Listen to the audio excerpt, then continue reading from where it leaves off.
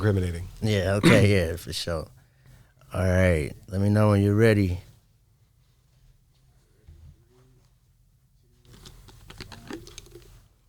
What's up, everybody? You are listening to Justin Needs a Hobby. I'm in Los Angeles, and I got a very special guest. I'm really excited to talk to this guy. I came across him through my book club down in Texas, Book Cult. We read a book, and he happened to be the author of the book. It's called Black Card. His name is Chris L. Terry. Say what's up, man.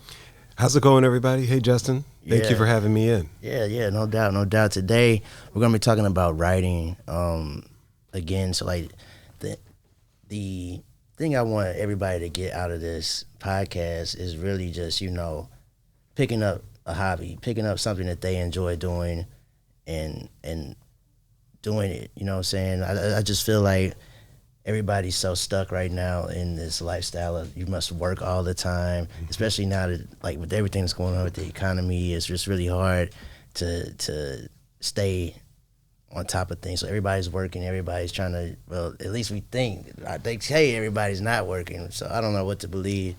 But regardless, there's stuff going on, that people need money for. So everybody's working and everybody's stressed out.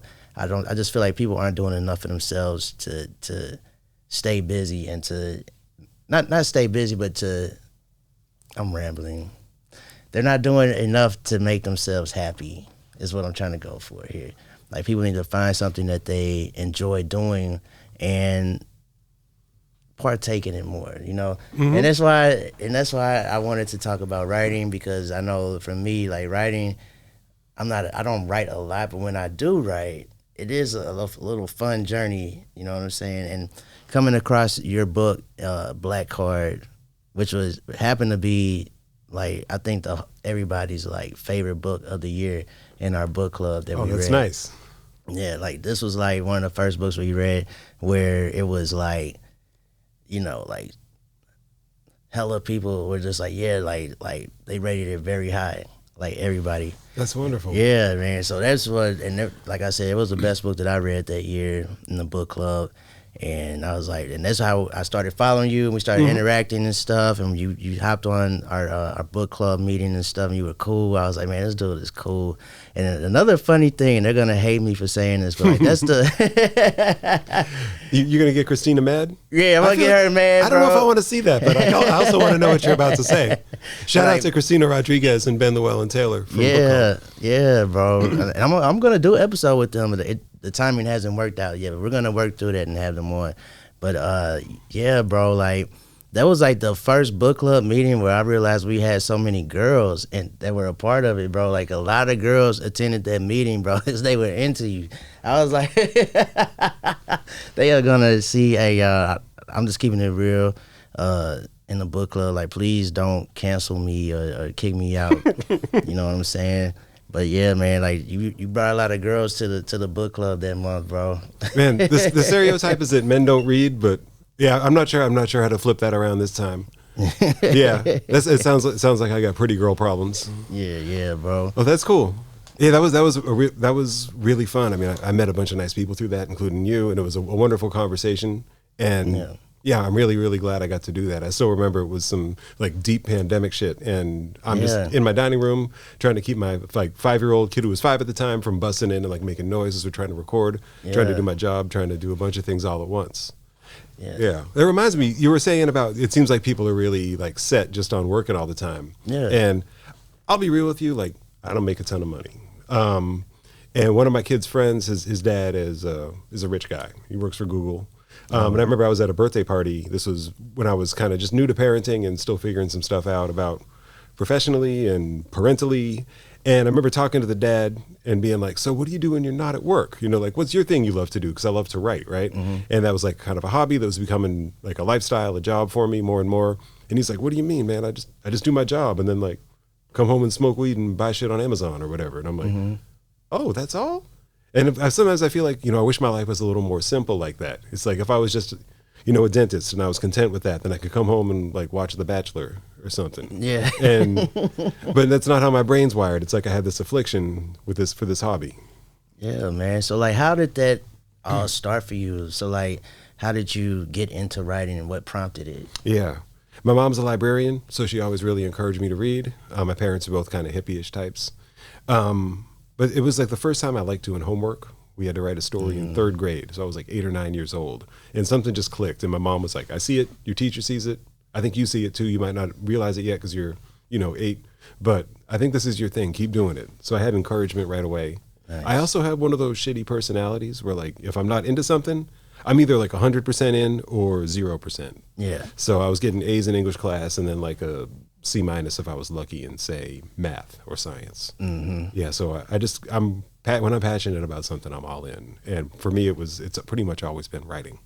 Okay, and how did it start? Like, what type of writing did you get into? When did it become fun for you? Like, what made you keep doing it? Yeah. So I think I started getting especially interested in high school. I had a cool English teacher named Rebecca Jones, and I went to like a kind of artsy magnet school in Richmond, Virginia, and we read like On the Road by Jack Kerouac and a couple other kind of like edgy sort of countercultural 50s, 60s types of books. And that made me feel like you could kind of have an interesting wild life and write about it. I was also getting involved in the punk rock world at that time, like playing in bands, traveling around, going to like play a gig a couple hours away. So it kind of clicked with what I wanted to do. It seemed romantic to me, and it made me feel like I could kind of incorporate that into my life. Yeah, dude. And also, I think it's important to point out that you used to be in a punk rock band, bro. Like, that's dope. And you used to like tour. You guys like performed overseas, right? This is true, yeah. So from maybe like late high school until my mid-20s, I sang for different punk bands. The one that did the most was called Light the Fuse and Run, like what it says on fireworks. Oh, okay. And we went around the U.S. twice and did, I think, 8 or 9 countries in Europe in the early 2000s when I was like in my early to mid-20s. Wow, bro, that's crazy. But yeah, dude, that's dope, man. Like I love music, bro. So I'm always like, kind of like, what's the word I'm looking for? I don't know, man. We're gonna have to edit that out. What do you like? What do you like to listen to? I remember we were talking about Isaiah Rashad recently. That album is so good, bro. Yeah, bro. Like, man, I listen to mostly rap, bro. If I had to break it down, like mostly rap, but then I like R&B as well. Mm-hmm. But then I have other genres of music that I listen to. Like, I don't know if you would call it like alternate or like alternate R&B or something like that. But like that. Basically, I listen to everything except for like hard rock and country music, bro. Like those are like the only 2 things I don't really get into. Sure. But yeah, man. Like other than that, bro, like I'm pretty open to. I just love music, like in general. Have you ever heard of Mayor Hawthorne? Yeah. Dude, last night I went to some bar in Santa Monica, bro, and they were like, "Oh, we're gonna have these DJs and like some food trucks and stuff." And I was like, "Cool." So like, I just went over there. I was hungry. I wanted to have some drinks. And then like this DJ is jamming, right? Like going like he's been up there for like an hour. He's been playing like nothing but like good stuff. I'm like, bro, like this dude is amazing. Come to find out, it's Mayor Hawthorne, and it wasn't even like a busy crowd or anything. It was just like it's probably like 30 to 40 people there. Like it wasn't like a big thing at all. He's just up there jamming, just DJing. And I was like, bro, like this dude's dope. Yeah. But yeah, man. But back to writing, bro. Sure. So I had like a whole list of questions, bro. So we talked about what prompted you and everything. How did things progress over time to where you eventually ended up like having things published, and how does that whole process work? Do you want me to start with like going to college, working life, grad school? Yeah, I can rattle on for a long time about this. I don't want to. Yeah, bro, rattle. Okay, rattling it is. Yeah. All right, so we were living in Richmond, Virginia. That's where I went to high school. I went to college there at VCU, Virginia Commonwealth. And I knew I wanted to write, but I was like, I also want to get a job. And what kind of job am I going to get with an English degree? So I had a couple of majors that were kind of writing adjacent, but it just wasn't clicking. Finally, I was like, I'm not going to finish school unless I just do what I want to do. Got an English degree, took creative writing classes, and was like, this is it. This is me. This is what I want to do. And if I want to have a job that doesn't involve an espresso machine or a moving truck, I'm going to need to get out of Richmond. So I moved to New York City after I graduated, and I ended up like through my girlfriend at the time, who was now my wife. I got a job in publishing, doing like proofreading work and production work. I'm about to age myself, but like production work means ordering the actual books from the factory. I used to have to fax shit to like Hong Kong. Dang. Which is hard. It's hard to make a connection for long enough to send an entire purchase order all the way across the world. Yeah, wow. So I was doing that, and it was weird because I was like, I love books. I love reading. And I'm working for a company that makes like art books or like picture books that you might give to a relative that you don't know too well. You know, it's like world's 100 coolest golf courses. Or there was one called, you know, I'll talk some shit. This was 20 years ago or whatever. Yeah, there was one called Catitude, and it was just like pictures of cats with tiaras on, looking like Elizabeth Taylor or something. And I was like, I love literature, but this ain't quite it. I feel like I'm like next door to the party. Yeah, yeah. So I ended up going to grad school and getting a master's degree in creative writing, moved to Chicago to do that. And then it was kind of all or nothing because I was going into debt to get an art degree to really pursue my passion. And I had to write a whole book to graduate. And that book got published. It was called Zero Fade. It came out in 2013. Nice. Yeah, and so that kind of got me going. And while I was in school, I also was becoming aware of like different literary magazines and things like that, different publishers, just get an idea of exactly how much writing there is out there, because there's so much. You know, it isn't just like the dozen authors that everyone reads in college and high school, you know. And I was kind of finding my place and finding writing that spoke to me. So, you know, I was in school just really doing that, and, you know, finished school, first book came out, and then like Grown Up Life came at me fast because I was maybe like 34 years old. And my wife is a few years older than me. So suddenly it was like, I'm married, we're having a kid, we're moving across the country because she got a job here in Los Angeles. And I have to change careers to get a job to move to. So I got a job doing copywriting, like writing ads. And I kind of liked having an enemy. I think about it like that. Like, I really want to write this book. And the thing that's in my way is this job that I need to pay my bills. So I'd be like getting up early to write and writing on my breaks. And I worked as a copywriter for about 5 years. And then around when Black Card came out, I kind of reached the point where my career, I was either going to have to like try to level up and become a manager and like answer emails at night and on the weekend when I want to be doing something else, or I'm about to get replaced by like a 25-year-old who's going to work longer hours for less money.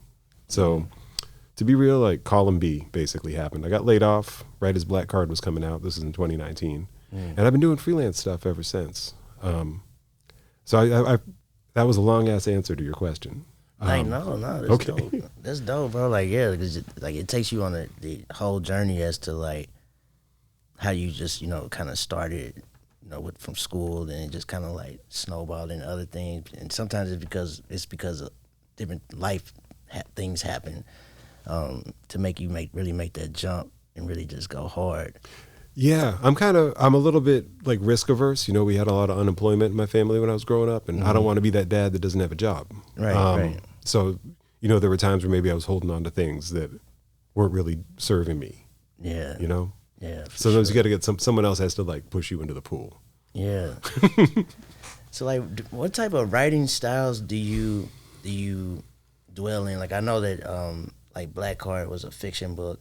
Do you typically write fiction, or are there different things? I know that you also do things with magazines, I believe, as well. I've seen you have some articles posted for different things happening politically and all types of stuff, which is really cool because it's like you get to really voice your opinion, and you get to do it in such a really cool way, because writers have a really good way of like getting things off their chest. Like when they're good like you, like it's really cool to read a writer's take on things that are happening in the world at that time. But like, so like, what type of things do you typically write the most? Yeah, you know, I think I could usually come into this kind of weird combined spot where it's like fiction that's pretty realistic.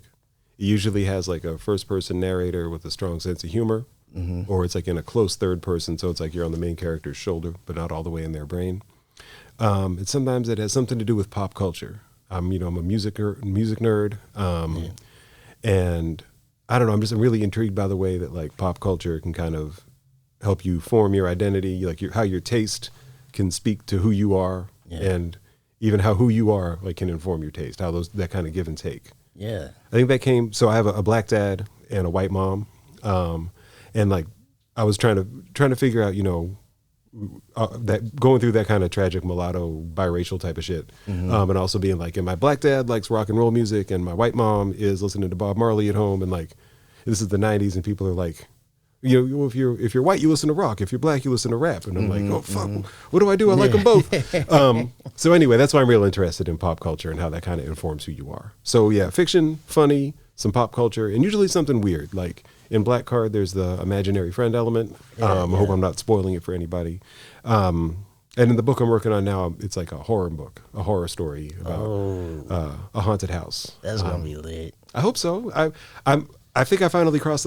For a while, I was scared I was just going to lose my mind and never write another book again. But right now, I'm like, I think I'm about to finish a book, and I'm scared it's going to suck. So I got to make it good. Yeah, because you took like a whole social media break or something, didn't you? Because you was like, man, I got to come out of. I think it was May, and you were like, I got to come out of May and have this book done. Like, did you get that accomplished or nah? I got a little plot twist. It's not, the draft is not done yet, but I'm getting close. Okay. This is the second draft. I made good progress, and on the beginning of Memorial Day weekend, I celebrated 1 full year of working on a project that I find exciting and fulfilling and entertaining, and that I'm not having too many doubts about. Okay. I like doing it. Okay. So we're getting close. I was working on the ending today. Okay. Yeah, and I'm off the social media, and I'll tell you, man, I feel way less cluttered. My brain is good. It's nice to not be looking at Instagram every time I take a piss. I'm sorry if that's too graphic. No, no, I feel you, bro. I took a social media break in 2020 for like a month, bro, and I got so much done, bro. It was crazy. Like I pitched a reality show in that time. I don't even know, bro. Yeah. I don't know how that happened, bro. But like, it was while I was training for a bodybuilding show at the time, and I compete when I did bodybuilding. I competed in like the natural side, like it was like drug tested, so like you couldn't do steroids or anything. And like we're just a lesser known side of bodybuilding, because when people think about bodybuilding, they always think about these huge dudes that are on steroids and stuff. And like they have all these documentaries about those guys, but they don't ever do like a documentary on the natural side. So there's this really popular documentary company. They highlight the bodybuilders and stuff. But I had a meeting with them to highlight how they need to do a series on a documentary on like the natural side, because it's like it's a little different. You know what I'm saying? And they were like, oh, well, you need to come up with the money and blah blah blah. Bro, why like a year later, that same company came out with a documentary of the natural side, bro? What lawsuit? Come on, Red, bro. I was gonna say I thought you were gonna say that like big steroids shut it down. No, PEDs bro. are like, oh, we can't have this information out here, bro. They blatantly stole my idea. Wow, they blatantly stole my idea, bro. I'd say I'd go fight them, but they're all bigger than me. Yeah, yeah, bro. Like, bro, like I can't like. Man, like, there's nothing I could do, like, but I do have like the receipts and everything. I got the emails, I got the third party that was involved, that was whose show we were gonna use and everything. We're on a whole tangent right now. That's interesting. Whole tangent, bro. Tangents are that's where you learn the real stuff. That's for that's real. all the meat that goes on the ribs. For real, bro. Like for real. So in terms of writing, like, what would you say is like your dream project? Because I'm gonna tell you my dream from one of your projects. Like, bro, I think Black Card needs to be a Spike Lee joint, and I told you that at that when we had that book club meeting. I remember, Spike Lee. Like those are some of the first kind of unusual black stories that I saw at a formative time. Yeah, I watched Do the Right Thing. I don't know 4 or 5 times when I was a preteen. It came out when I was 10 or 11. And I like the way he does things. It's declarative. It's like very straightforward, but there's still some weird shit, and it sounds like people talking. Yeah, but thank you. The book's been optioned. I wrote a TV script based on it last year. Nice. And you ever hear people talk about like, it'll be interesting to put $100 on the stock market and see what happens. Yeah, yeah. It's kind of like I just put this idea into Hollywood and see what happens. So like I wrote one script and now they're like, no one wants a meeting on this because tastes are changing. Everyone wants a different type of thing. How about we make it a cartoon with this? And I'm like, you know what? If that means that maybe I'll get paid again, yes, let's do this. I got student loans. This is interesting. Yeah. I'm just down to clown. I'm down to make something. That would be lit as a cartoon. Black Card? I think so. That would be lit as a cartoon. I didn't even think about that. Thank you. Yeah, bro, that would, like, yeah. So that's like the dream that's sort of in front of me that I'm not trying to pretend isn't too real because it would be kind of devastating if it didn't happen, you know? Yeah. Dog. Otherwise, the dream is to just like write a book every 3 to 5 years, have that come out, and maybe do some teaching also to supplement that. That's a like realistic work a day type of goal. And I feel like I'm getting there. I hope I am. And for books, like I think like I'm going to use a music metaphor. I either like a simple 2-minute punk rock song. I get real impressed when people can find something unique and energetic to do with just a few small parts, like just a couple of moving parts. Mm-hmm. Or I like the big messy albums like Bitches Brew by Miles Davis, where it just spreads and goes on forever and you explore your brain on it. Mm-hmm.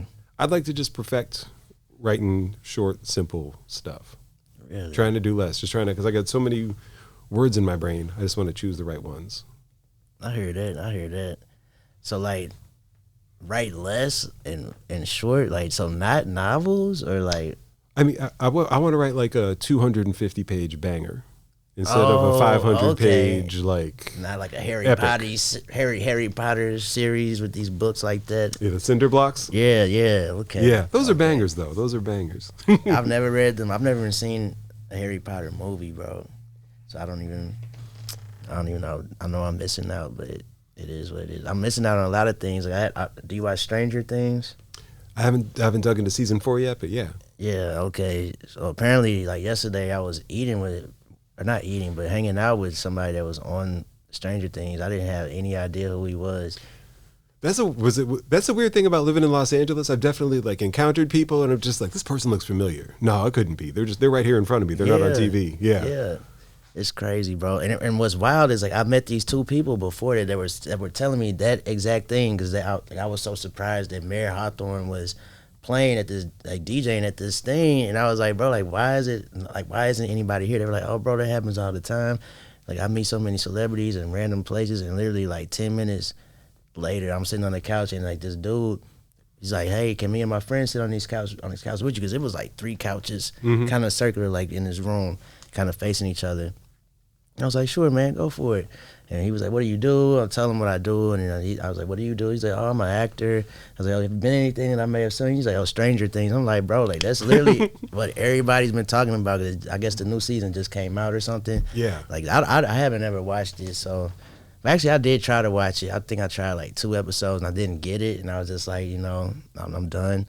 But yeah, man. But like, yeah, that was crazy to me. But all right, back to writing. Sure. Back to writing. Like, so, I mean, look, I had some good questions on this thing. Can we talk about the elevator pitch? Bro, yeah, you want to get is that the finale or? Yeah, I usually save that for the end. Okay, so you must have practiced that. You excited about that. I got thoughts. Okay, all right. They can wait though. All right, so I asked you about your dream project. I have a wild card in here that I want to know. Like, what music are you listening to right now? Even though this is not really about writing. Sure. You have such like a wide spectrum of music taste. Yeah. I noticed that about your Instagram. It's like, bro, one day you'll be sharing like some punk rock, the next day you'll be sharing like Bob Marley or some Young Dolph or something. I'll be like, bro, what's this dude is like all over the place musically. Yeah. No, I mean, I think there's a music for every mood, and I'm always trying to find it. When I'm writing, it's instrumental stuff. So like Jay Dilla or like instrumental hip hop. There's a guy named Obliv from Richmond who makes really good kind of beats. That you can zone to him a little bit, but it keeps you moving forward. Or jazz, like Miles Davis, like I was saying. Alice Coltrane, I love. I feel like that music moves like sideways instead of forward. Okay. Yeah, different. I write for a punk magazine called Razor Cake, so they kind of keep me hip on whatever new punk is coming out. And there's a lot of like black punk bands that are happening right now. There's one called Soul Glow that I love. Okay. It's like a reference to Coming to America, that Eddie Murphy movie. Yeah. Just let your soul. go. I know. You gotta let it shine through. Yeah. What else? New stuff. I was just listening to Raven Lenae's album, like an R&B singer from Chicago. She's fire. Mm-hmm. She's fire, bro. She does a lot of stuff with Smino. Yeah. He's a rapper from St. Louis that I love, man. Yeah, I heard him on that Isaiah Rashad album. He has a great voice. I love his flow. Yeah, man. So a bunch of different things. And also I just went to visit my parents for the first time in 2 years, and my dad is a music lover. I kind of inherited that feeling from him. And he's like, I'm getting rid of these records. I want them out of my life. He's like the least sentimental person you ever met. And so I brought like a box and just filled it up with like 60 LPs that I brought home on the plane. And then one of my friends is like a crate digger who lives up there. And he took the rest to his friend's record store. But I got like a box of my dad's records. So I'm pulling out all these like 60s and 70s things.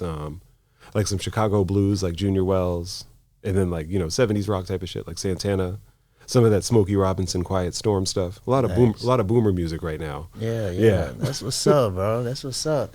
Yo, so you say you write for a punk rock magazine. Mm-hmm. What type of things do you write for that? So every 2 months, I get a box of records in the mail, shit I never heard of before, and I have to review them. It's maybe like half a dozen albums. That would be fun, bro. It is.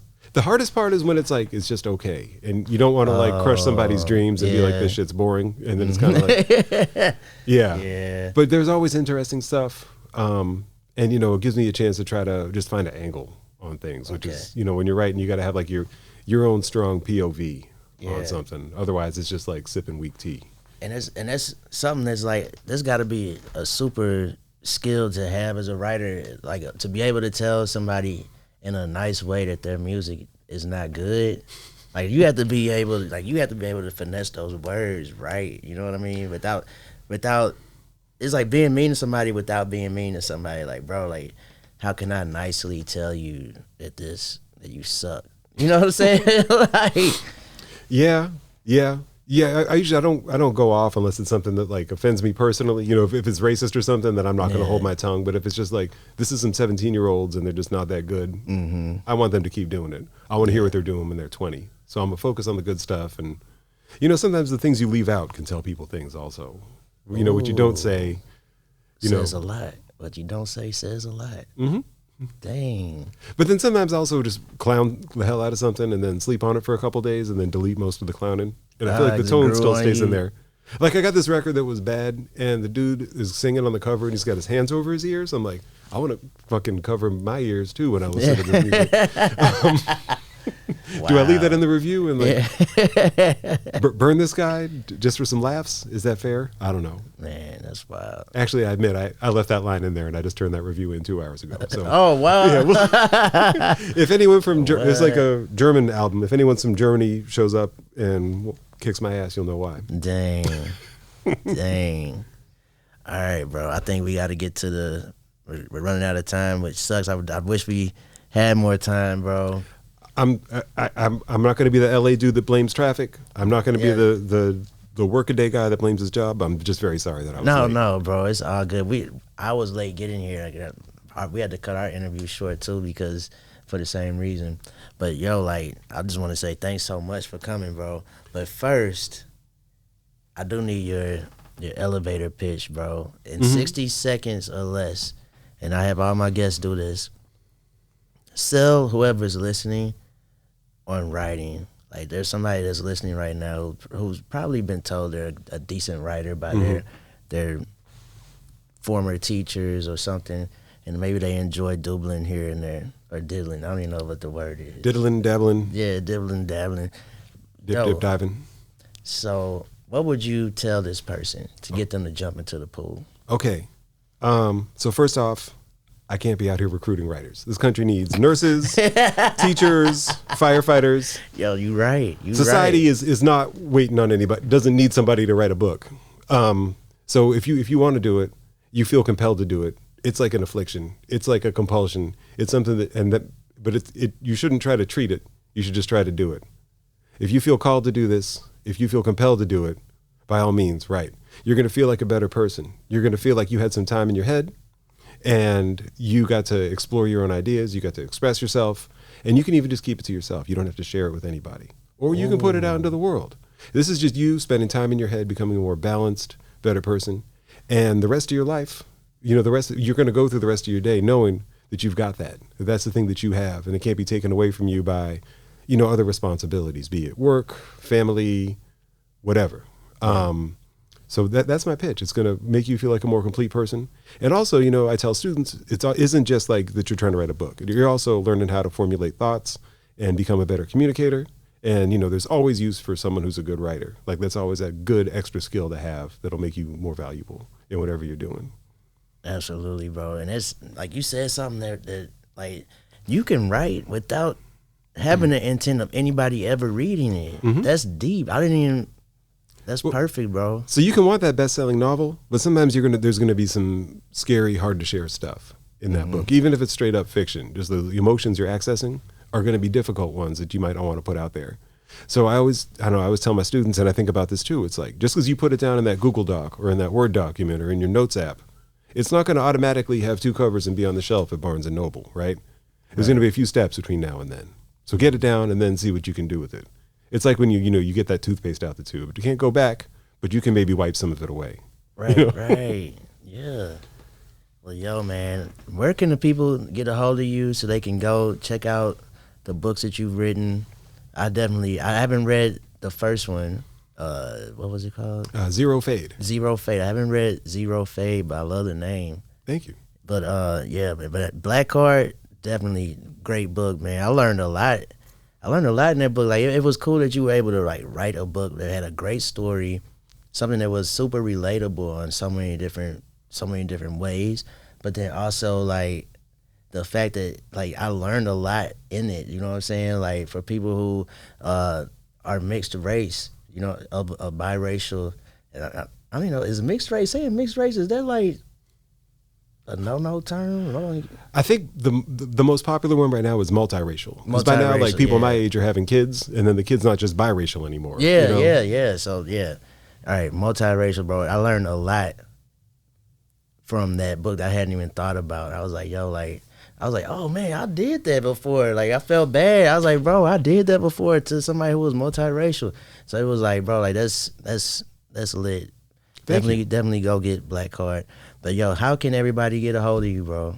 Yeah, if you want the book, it might be at your library or at your local bookstore. And if you want to just find me, I'm Chris L. Terry, just middle initial L to help differentiate me from the Chris Terry who used to play in the NFL and caught a coke charge a few years ago. Yeah. But I'm Chris L. Terry on like Twitter and Instagram. The social media break is not going to last forever, and I won't lie, I'm still sneaking looks at my DMs too. So yeah, keep in touch. Come find me. Yeah. Unless you're German and you want to kick my ass about your bad record.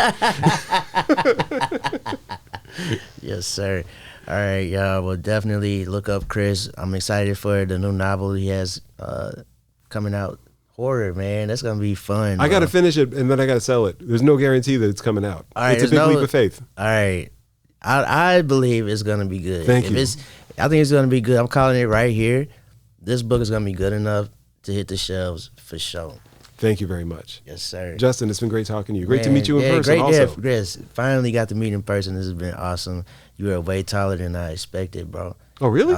You tall, Bob tall. It's true. All the tall people moving out to LA, I guess, man.